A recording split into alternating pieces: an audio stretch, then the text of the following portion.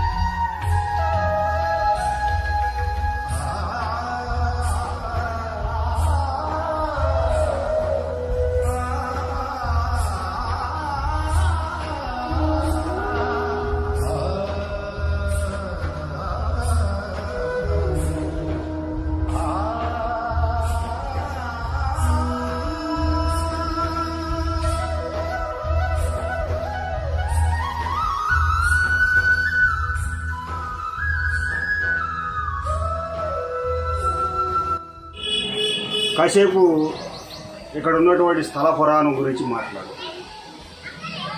దాదాపుగా 42 సంవత్సరాల క్రితం రిటైర్డ్ తహసీల్దార్ అయినటువంటి రాజసింహుడు సరోజినీదేవి గారు, వాళ్ళు కృష్ణ భక్తులు, ఒక చిన్న కృష్ణుడు గుడి పెట్టుకొని ఇక్కడ నిత్యం పూజ చేస్తూ ఉంటారు.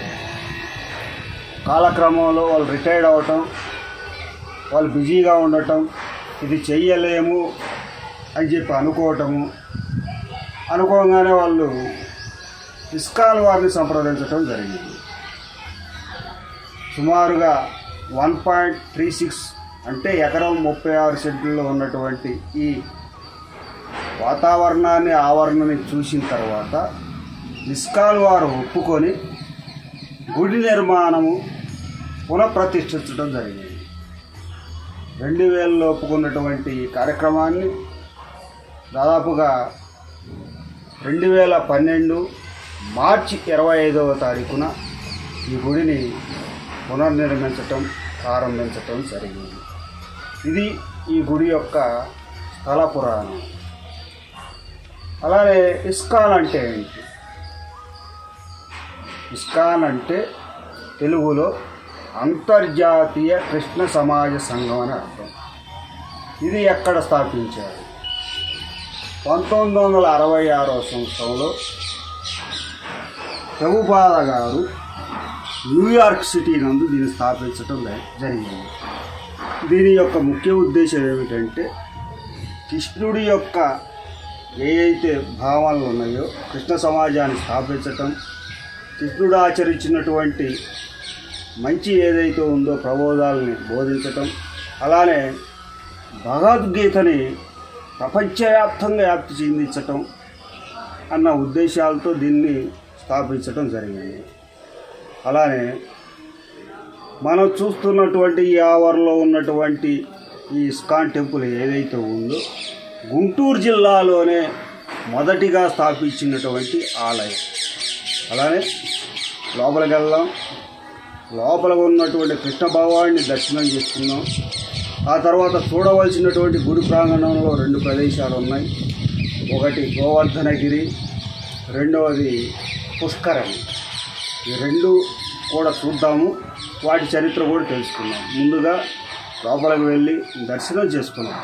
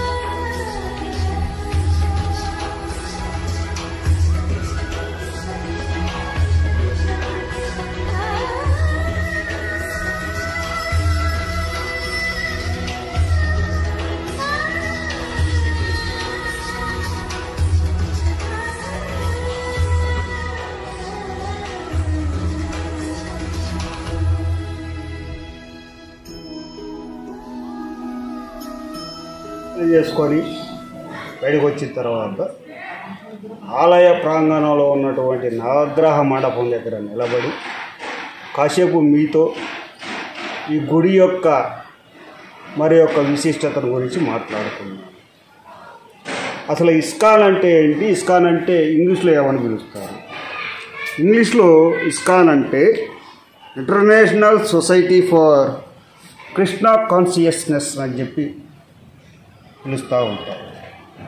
సరే, మనం దర్శనం చేసుకొని ఎడమ చేతి వైపుగా బయటికి రాగానే గోమాత సేవ ఎవరైనా చేయదలుచుకుంటే గోమాత సేవ చేయవచ్చు. అలానే దానికి సంబంధించి ఇస్కాన్ టెంపుల్ వారు మినిమం ఛార్జ్, కొద్దిగా ఛార్జ్ కూడా తీసుకుంటారు. లేదా మీరు స్వయంగా వచ్చి గోసేవ చేయదలుచుకుంటే మీరు బయట నుంచి కూరగాయలు కానీ ఆకుకూరలు కానీ తెచ్చి గోసేవ చేసుకునే అవకాశం ఈ ఇస్కాన్ టెంపుల్ వారు మనకి కల్పించటం జరిగింది. సరే, ప్రస్తుతం మనం నవగ్రహ మండపంలో ఉన్నాము. ఈ గుడి వ్యవస్థాపకులు ఎవరైతే ఉన్నారో వారి ఆధ్వర్యంలోనే ఈ నవగ్రహ మండపం జరుగుతూ ఉంది. మనం మాట్లాడుకున్నాం, రాజసింహుడు అనే అతను ఈ గుడికి ప్రతిష్ట కారణం. వారి మనవడైనటువంటి వంశీకృష్ణ గారు ప్రతి ఆదివారం పూట ఇక్కడ నాగేంద్ర స్వామి వారి భజనా కార్యక్రమం జరుగుతూ ఉంటుంది. ఇది ఇక్కడ ఉన్నటువంటి మరి యొక్క విశిష్టత. మనం గుడి ఆవరణలో ఉన్నటువంటి గోవర్ధనగిరి అనే ప్రదేశంలో నిలబడి ఉన్నాను. గోవర్ధనగిరి అంటే ఏంటి, ఎందుకు శ్రీకృష్ణుడు ఆ లీల చేశాడు అనే చారిత్రక అంశాన్ని మీతో మాట్లాడుకుంటాం. కృష్ణుడు చిన్నతనంలో గోసేవ చేయటం బాగా అలవాటు, గోసేవ చేస్తూ ఉంటాడు. సరే, వానలు పట్టడానికి సహజంగా ఏంటంటే మనం ఇంద్రుడిని పూజిస్తూ ఉంటాం. కానీ కృష్ణుడికి ఒక డౌట్ వచ్చింది. వాళ్ళ నాన్నని అడిగాడు, నాన్న మనం ఇంద్రుడికి ఎందుకు పూజ చేయాలి? ఈ గోవర్ధనగిరి చుట్టూరి మన గోమాతలను తిప్పి గోవులకు సేవ చేద్దామని చెప్పి అనటం జరిగింది. దానికి వాసుకి ఒప్పుకోవడం జరిగింది. ఒప్పుకొని వసుదేవుడు కృష్ణుడు ఏదైతే చెప్పాడో కృష్ణ పరమాత్మ ఆ రకంగా ఈ గోవర్ధనగిరి చుట్టూరి గోమాతలను తిప్పి గోవులకు పూజ చేయటం జరిగింది. దానికి ఆగ్రహించినటువంటి ఇంద్రుడు ఒక 7 రోజుల పాటు పగలు రాత్రి అని లేకుండా నిర్విరామంగా విపరీతమైనటువంటి కొండపోత వానని కురిపించటం జరిగింది. కృష్ణ పరమాత్మ ఉన్నటువంటి ఆ ప్రదేశంలో ఉన్నటువంటి అందరూ బాధపడుతూ, కృష్ణ ఇప్పుడు మనం ఏం చేయాలంటే అర్థం కాక కృష్ణుడిని వేడుకుంటుంది. అప్పుడు కృష్ణుడు ఈ గోవర్ధనగిరి కొండ ప్రాంతం ఏదైతే ఉందో ఆ ప్రాంతం దగ్గరకు వచ్చి గోవర్ధనగిరిని ఒక చిటికేరిన వేలతో గోవర్ధనగిరిని ఎత్తి అక్కడ ఉన్నటువంటి రాజ్యంలో ఉన్నటువంటి ప్రజలందరూ ఈ గోవర్ధనగిరి కొండ కిందకు రావటం లేదు. మీరు చూస్తున్నటువంటి ఆ రూపమే, ఆ ప్రతిరూపమే.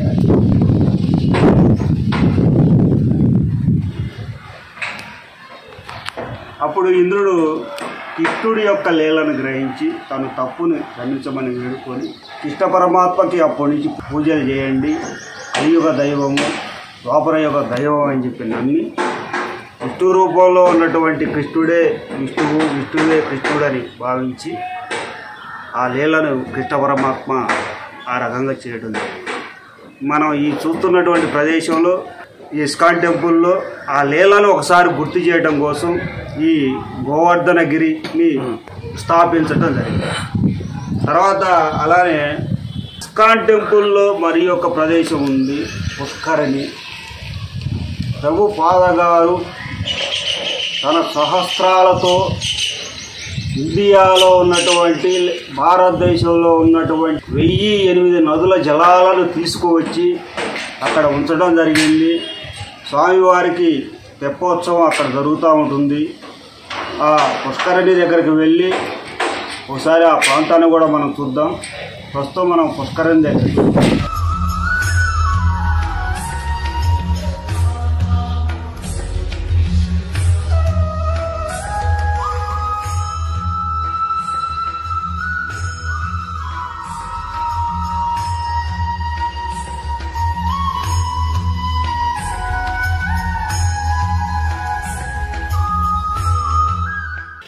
ప్రస్తుతం మనం పుష్కరిణి దగ్గర నిలబడి ఉన్నాం.